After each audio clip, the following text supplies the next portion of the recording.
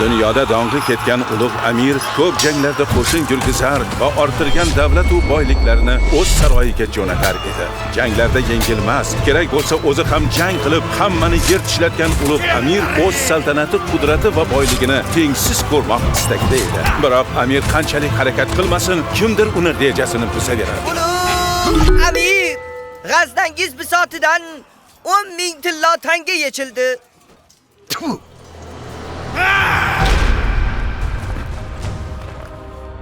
Otliqlarni esa janubdan jo'natamiz. Ulug' amir, g'azdangiz bisotidan yana 30,000 tillo yechildi. Malika. Malikadan darg'azab bo'lgan amir saroy tomon yo'l oldi. Malikam. Men yurtlar kezib boylik orttirayotgan vaqtimda menga yordamingiz shu bo'ldimi?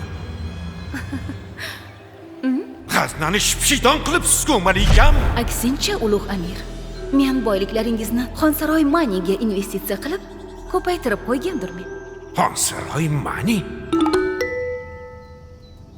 Malikam, ulug' amir bisotidagi boyliklar 3dan 1ga ko'paydi. Xonsaroy Mani bilan amirimizning boyliklari bitmas tuganmas darajaga yetdi va amir dunyodagi eng boy saltanatga ega bo'ldi.